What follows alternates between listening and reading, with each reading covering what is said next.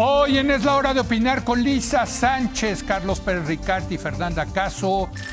Vamos a debatir sobre el enfrentamiento entre la presidenta Claudia Sheinbaum y el expresidente Ernesto Zedillo.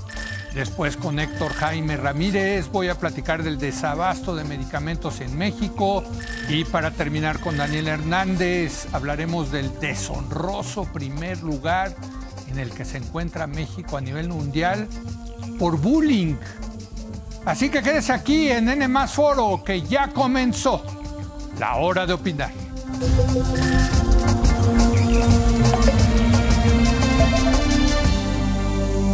Buenas noches. En un artículo publicado en la revista Letras Libres, el expresidente Ernesto Zedillo dijo que la reforma al Poder Judicial es llanamente antidemocrática. Ha hecho una crítica muy dura hacia el gobierno de la 4T y su relación con la democracia liberal. En respuesta, la presidenta Claudia Sheinbaum defendió las próximas elecciones de jueces, magistrados y ministros que criticó Zedillo, y además pues le puso una pasada al presidente Zedillo por los errores que según ella cometió durante su sexenio. Estamos hablando de 1994 al 2000. Vamos a discutir este tema, este enfrentamiento con Lisa Sánchez. Buenas noches, Lisa. ¿Cómo estás, Leo? Un gusto verles otra vez. Carlos Pérez Ricart. Hola, Leo, buenas noches. Y Fernanda Caso. Fer, muy buenas noches. Déjame empezar contigo, Lisa.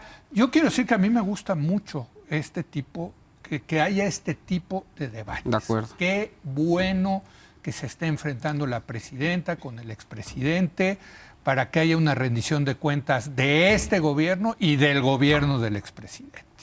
Creo que eso nos fortalece como democracia, fortalece el debate nacional, más allá de los epítetos personales y los adjetivos, y que si este, que si el otro.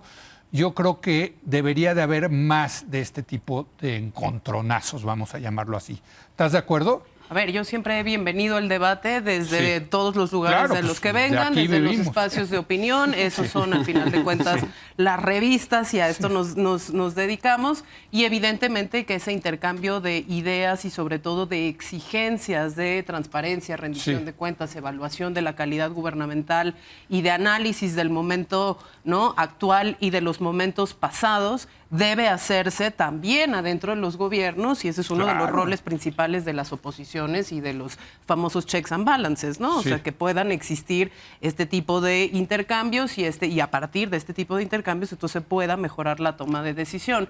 Una cosa que a mí en lo particular no me gusta de este tipo de debates es que, sobre todo en redes sociales, lo que termina sucediendo es que el fondo del asunto se pierde completamente, y en esa polarización es tú de qué bando te ubicaste y entonces qué tan malo es el otro y cuál es la legitimidad. Bueno, pero ya llega la cantina de para X, hablar, ¿no? Y eso... Y ahí están los borrachos. Sí, pero me parece muy desafortunado, porque después no solo se queda en esos espacios, sino que luego terminas teniendo, ¿no?, valiosísimos minutos en medios masivos de comunicación en donde, pero Zedillo es bueno o es malo, tenía legitimidad para hablar o no tenía legitimidad para hablar.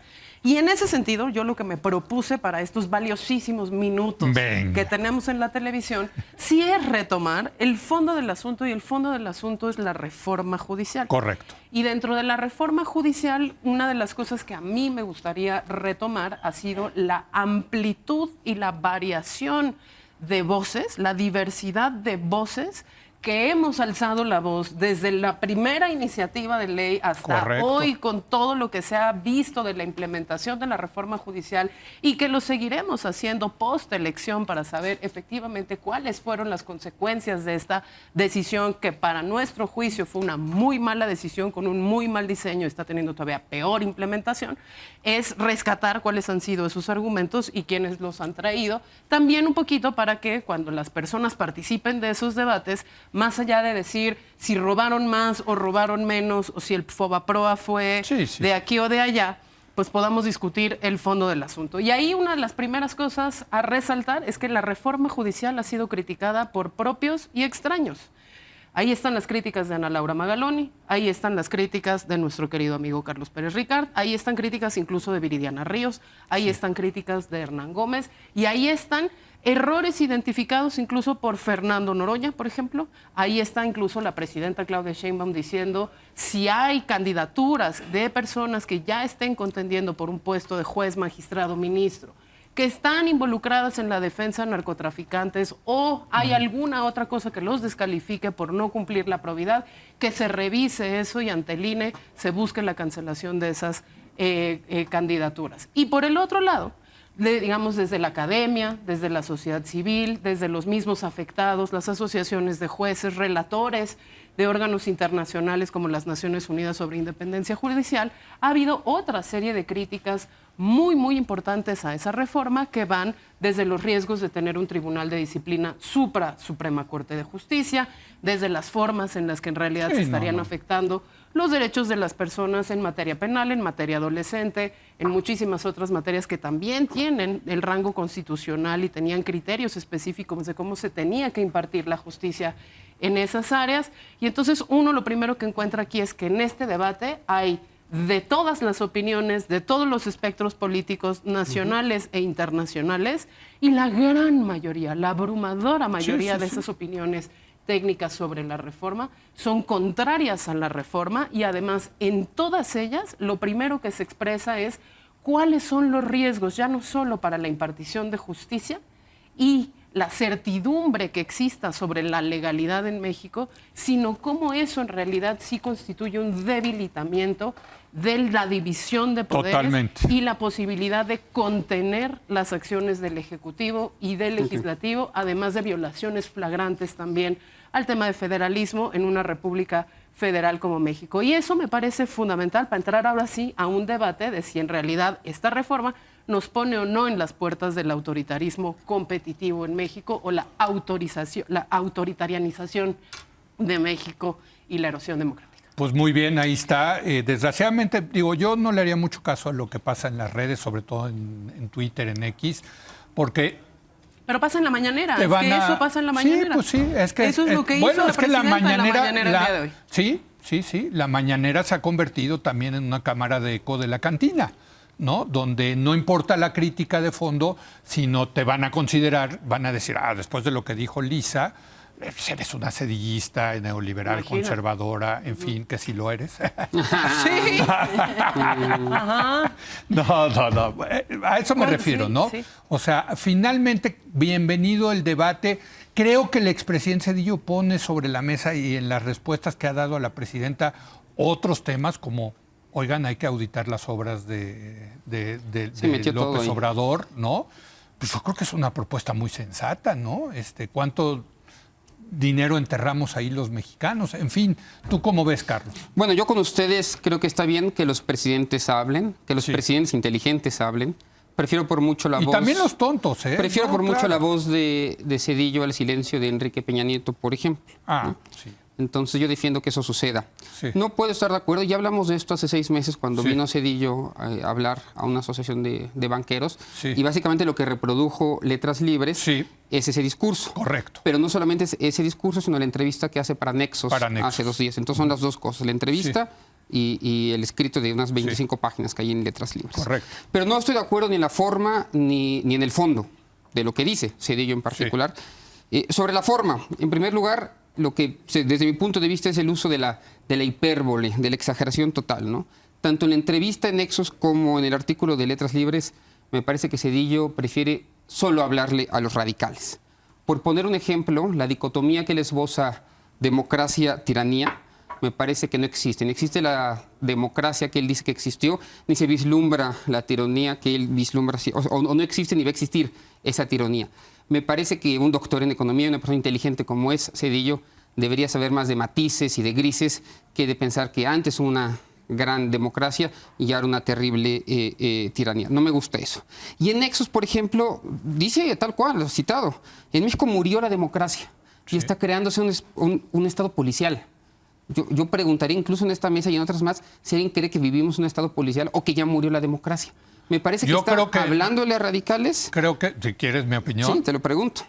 Yo creo que no murió la democracia, está muriendo. No, bueno, es que... Déjame utilizar el gerundio. Hoy estamos claro que está muriendo. A claro. las 10:30 de la noche hablando en Televisión Nacional justamente sobre esto. No se está muriendo la democracia. Falta mucho. Y la democracia más se va construyendo porque no es algo que uno tenga en la alacena. Pero no es lo mismo sino... el paciente de cáncer que Es verdad, está muriéndose que el que ya está dentro de la caja porque ya se murió. Empezaste el discurso, empezaste hoy el programa diciendo que qué bueno para la democracia y que nos gusta para la democracia que hay este tipo de debates. Bueno, todavía, a lo mejor todavía el paciente de cáncer se recupera. Y la noción de Estado policial es todavía peor. A ver, es un expresidente que de pronto tuvo luz para criticar absolutamente todo, cosa que no hizo durante su sexenio. En 1997 se crea la Policía Federal Preventiva. Sí. Todos los estudios sobre militarización coinciden que la militarización en este país comienza en 1997 con Ernesto Zedillo Ponce de León. Y ahora es quien dice que ahora es un gran crítico de la militarización y está sosteniendo que vivimos en un estado policial. Yo sostengo que no es de justicia, insisto, para un hombre inteligente perderse en ese tipo de calificativos, porque más que reivindicar el pasado me parece que es una defensa de sí mismo. Y más que hacer una crítica de lo que sucede hoy, él está intentando reconstruir su historia muy a su favor para defender su propio sexenio. Eso en cuanto a la forma. Sí. Déjame decir un par de palabras en cuanto al fondo, que me parece aún peor. Comparto la crítica a la reforma judicial completamente. Lo que no puedo compartir es el diagnóstico del modelo anterior. Zedillo plantea en Letras Libres que la reforma pretende acabar con un poder judicial como entidad independiente. Y ahí sí yo diría que el poder judicial que él está imaginando que sucedió en el pasado, ese sí parece que es Dinamarca y no el modelo con 98% de impunidad. Y traigo a colación los datos que sacó el Universal y Quinto Elemento Lab hace 6 meses en cuanto al Consejo de la Judicatura Federal, por ejemplo, en donde por investigaciones internas, en 24 años, el Consejo de la Judicatura destituyó a 22 jueces y 8 magistrados. 1 al año, menos de 1 al año por investigaciones internas pudo destituir el Consejo de la Judicatura Federal. Y 1 cada 3 años en cuanto a los magistrados. Y también sabemos que el Consejo de la Judicatura tiene la facultad de denunciar a juzgadores públicos ante el Ministerio Público. Bueno, en 24 años hizo exactamente 23 denuncias, también 1 por año, y no consiguió ni una sola sentencia condenatoria irrevocable. Muy bien. Es que a mí me molesta de pronto que nos diga, bueno, la democracia antes que todo funciona muy bien y ahora es López Obrador y Claudia Sheinbaum quienes están destruyendo esto. Comparto la crítica a la reforma judicial, pero de ninguna manera puedo compartir el diagnóstico en el cual se basa la entrevista y el artículo en Letras Libres. Yo creo que se puede cuestionar el tema, como tú dices, del contenido, pero a mí sí me gusta que utilice las hipérboles, porque este es un debate político, no es un debate académico de on the one hand, no es un paper. O sea, ojalá la estridencia Zedillo quería posicionar un tema político y decir aquí y generar controversia y generar polémica y lo logró. Yo creo que eso es lo que quería. Si hubiera sido más matizado, pues lo van a tomar nadie lo hubiera pelado. Eso debilita la democracia. Los objetivos rimbombantes, la estridencia, en lugar de el debate serio y elegante. Eso es debatible, no lo sé, es un buen punto, pero a ver, ¿qué piensa Fernanda? A ver, primero, creo que siempre hemos tenido una relación complicada con nuestros expresidentes. En México y en el mundo. Decía Felipe González que un expresidente es como una vasija china en un departamento pequeño, que todo el mundo supone que tiene algún valor, pero nadie sabe dónde ponerlo. Y que no se vaya a romper. No se vaya a romper, pero es incómodo tenerlo ahí y de alguna forma le estorba a la gente que se encuentra, que vive en el lugar.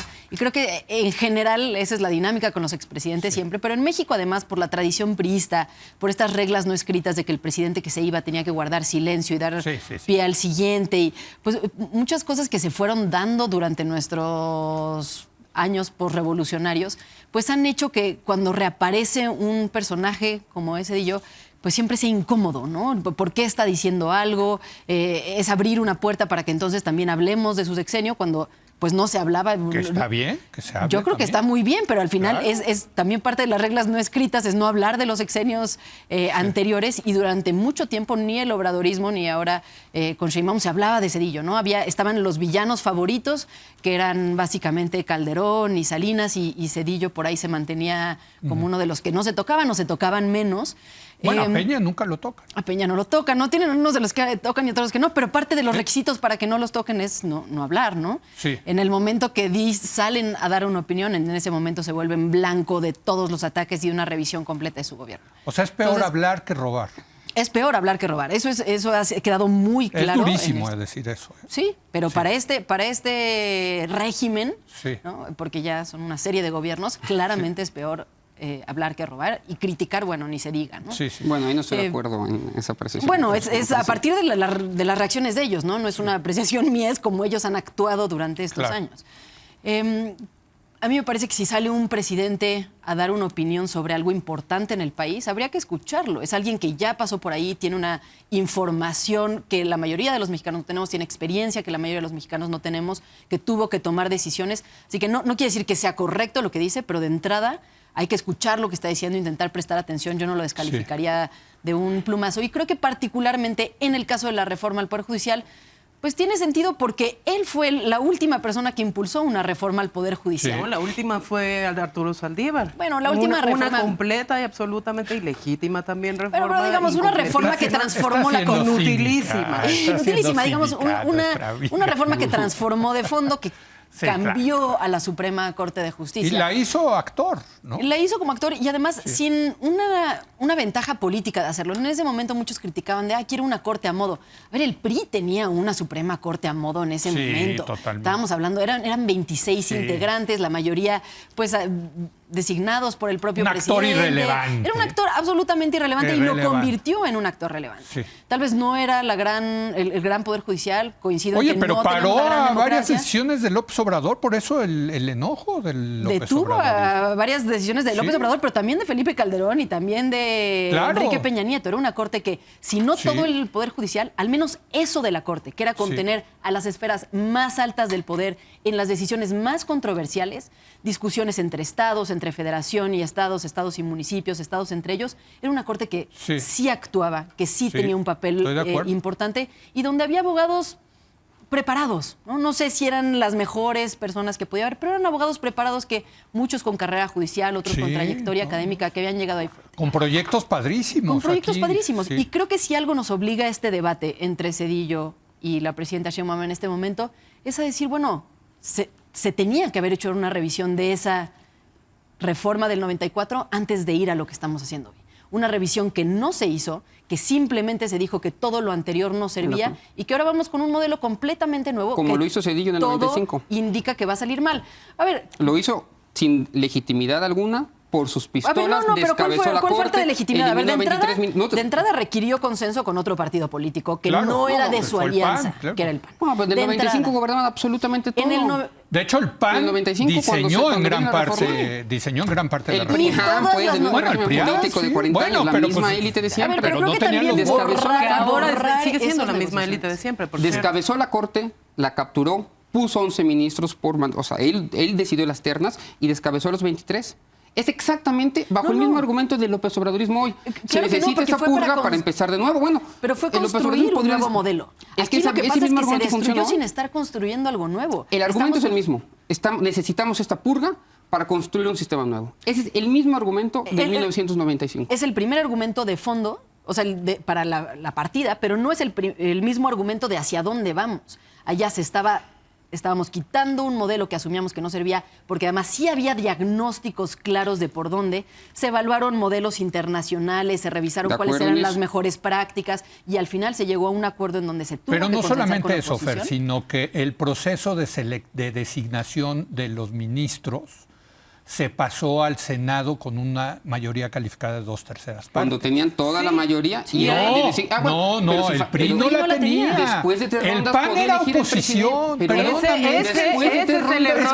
Ese es el error de la reforma de Zedillo. Que sí guardó crítica sobre 30 años de este sistema. Una característica presidencialista. No, pero necesitaba, y luego se lo repartieron, por cierto. Y a las 3 veces, si no se aceptaba la terna, elegía por dedazo el presidente. Eso también quedó. Y hay que decir que el primero en hacerlo fue realmente López Obrador.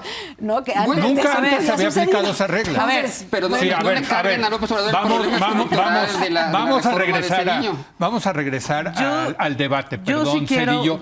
Yo quiero, antes de dártela, yo sí quiero hacerle una crítica al presidente Zedillo, con el cual comparto ideológicamente, me siento más cercano a él, pero sí le quiero hacer una crítica, que es too little, too late. Tarde. Muy poco y muy tarde. Creo que llega tarde a este debate, creo que se tardó y creo que esto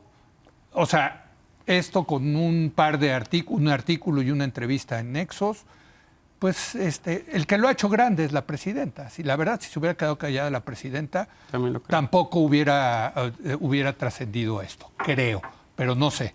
Esa es mi crítica, en todo caso, al expresidente Zedillo, como debo de hacer la crítica al expresidente Peña y al expresidente Calderón y al expresidente Fox, de que no fueron lo suficientemente audaces para enfrentarse a los cambios de este régimen.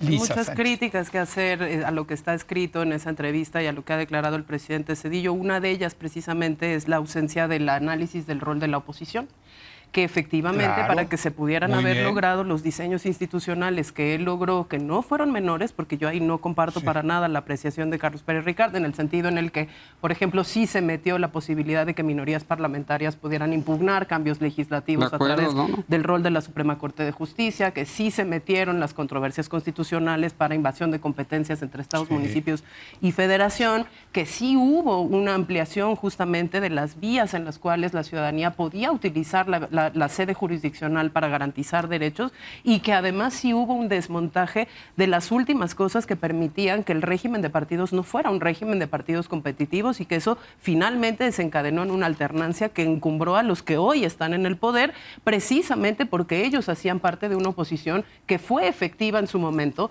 también para lograr esos diseños institucionales, y creo que esa es una de las principales críticas que hay que hacer a lo que está escrito. Parece que surgió de la nada Sí. y que no había en realidad una correlación de fuerzas, exigiendo una democratización, además, muchísimo más allá del acto electoral de elección, que es como hoy se reduce la democracia en muchos de los posicionamientos y los argumentos de origen, ¿no?, de las reformas que han estado haciendo. Segunda cosa en la que no estoy de acuerdo.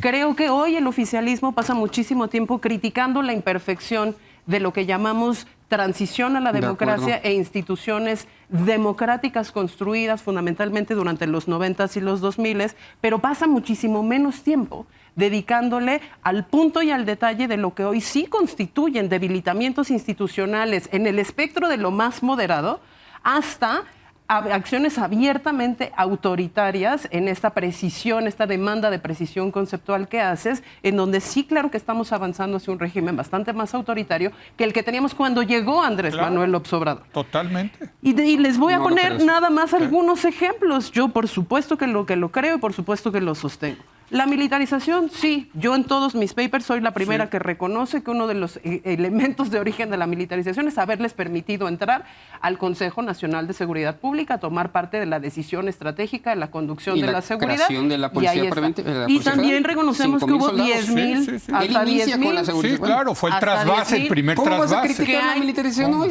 Yo Cedillo, claro no que la voy a Cedillo. claro que la Cedillo, voy a Cedillo. claro que la Ella tenemos lo- y la tenemos que criticar también siendo votantes de ese oficialismo. refiero a Cedillo, Por habiéndola supuesto que se iniciado. puede, por supuesto que se puede criticar, porque la militarización que tenemos hoy en grado está completa y absolutamente desbordada de la De seguridad acuerdo. pública. Hoy tienes 4 fuerzas armadas y no tienes una policía civil federal.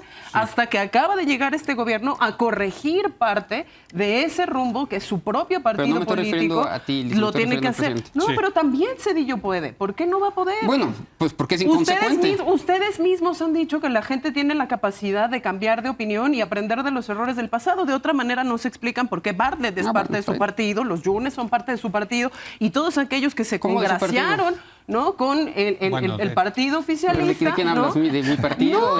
No, de Morena. Bueno, yo no tengo que Ese ver con Morena. oficialismo se Él la le va al pasa Atlético todo de el Madrid. tiempo Atlético de diciendo, Madrid. bueno, Me el hago cargo Atlético de de eso. Madrid, sí, exacto, no, y lo sabemos.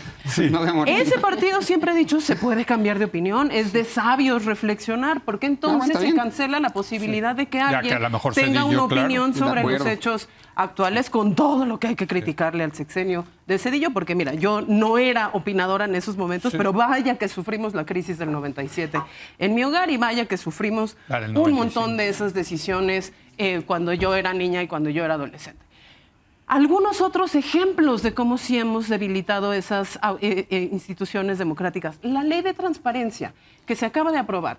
11 instituciones de seguridad, civiles y militares, que no van a tener que sesionar nunca frente a sus comités de transparencia, que van a ser ellos mismos, las razones por las cuales o las justificaciones por las cuales se va a negar la información y se va a clasificar hasta por 17 años por motivos de orden público, que además es una noción nueva, whatever that means, por seguridad nacional o por seguridad pública. Eso no es un retroceso en materia de transparencia. A ver, déjame eso, que vaya... El PAN-AUT, ¿no te parece que No, avanza creo que no. hacia A ver, la vigilancia déjame. policial de la ciudadanía, no creo que incluso avance con policial. datos A de ver. los privados? Sí hay Lisa. acciones que son abiertamente autoritarias y no reconocerlas no nos hace. No, A de ver, acuerdo. Lisa, le toca a Carlos, porque ya Me tocaba a mí.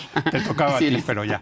Déjame, nada más te pregunto rápidamente. En ese sentido, lo que tú estás diciendo, ¿está muriendo la democracia en México? Yo sí creo que hay una progresión autoritaria y Por en eso. ese sentido sí creo que hay un debilitamiento de la democracia. Ok, ahí está. Vale, muy Te bien. puse el balón así. Solo como- quiero resaltar que soy de los que cree que en ese sexenio hubo reformas con méritos jurídicos y políticos que ayudaron a la transición a la democracia en el año 2000, en el de Cedillo. por supuesto. No, y bueno. me parece que hay méritos inobjetables también Sí. en la reforma del 95, Sí. que Perfecto. nada tiene que ver con la de 2024-2025. Perfecto. Sin embargo, en el argumento que dio pie a la reforma del 95, ese argumento es muy similar al que hay ahora y que descabeza la Corte, manda a jubilación a 23 ministros, elige básicamente a los 11 que quiere poner en la nueva Corte y que es un acto que nace de la idea de que se necesita una purga para construir algo nuevo.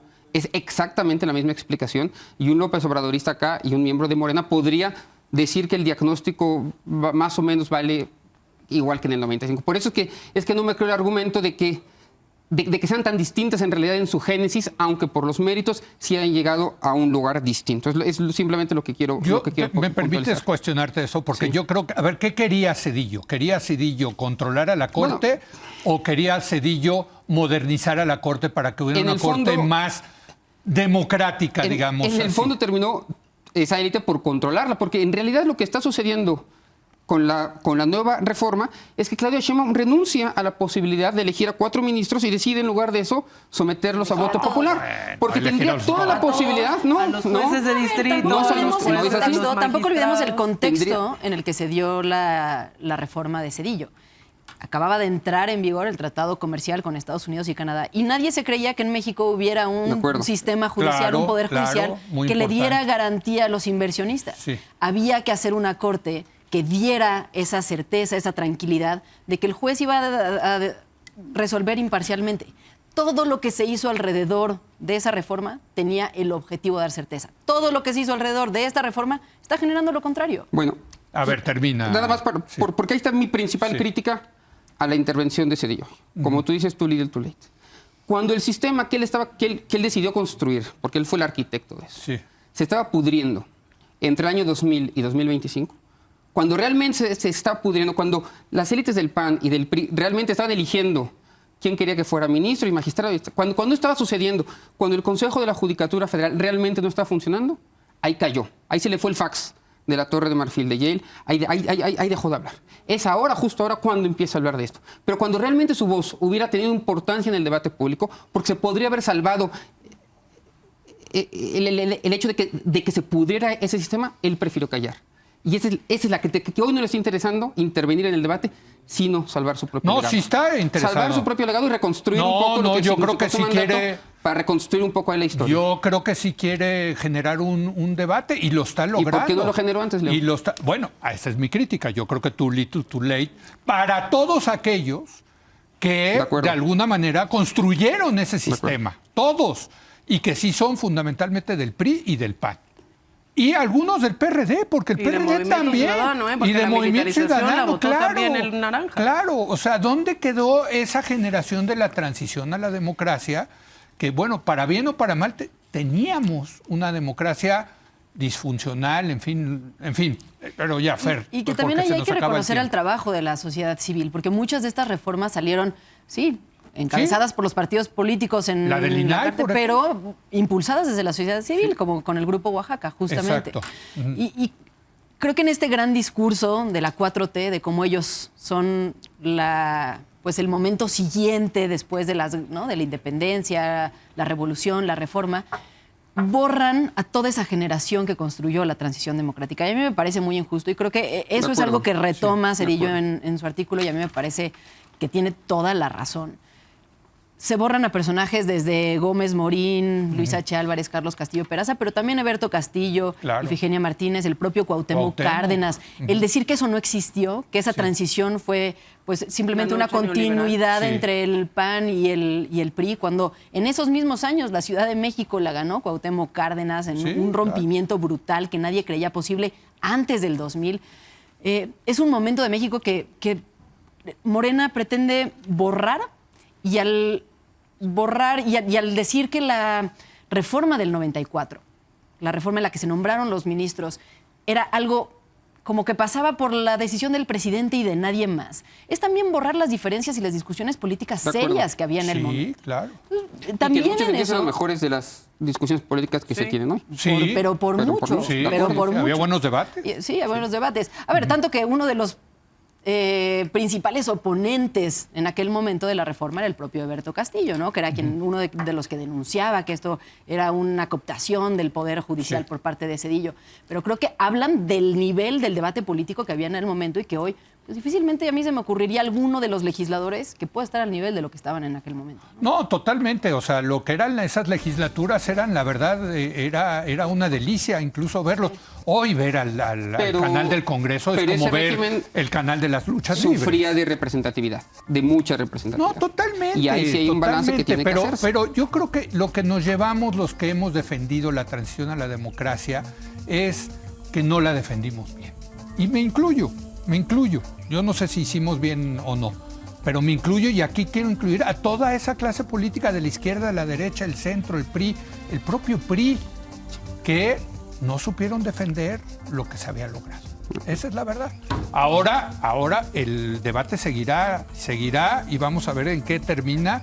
Me parece sensacional. Tan es sensacional que hemos tenido un excelente debate el día de hoy. ¿Están de acuerdo, no? Gracias, Lisa. Muchas gracias. Gracias, Carlos. Gracias, Fernanda. De verdad es un privilegio poder entrarle a este tipo de debates aquí en la televisión. Y hacemos una breve pausa y voy a platicar con Héctor Jaime Ramírez del desabasto de los medicamentos en el país.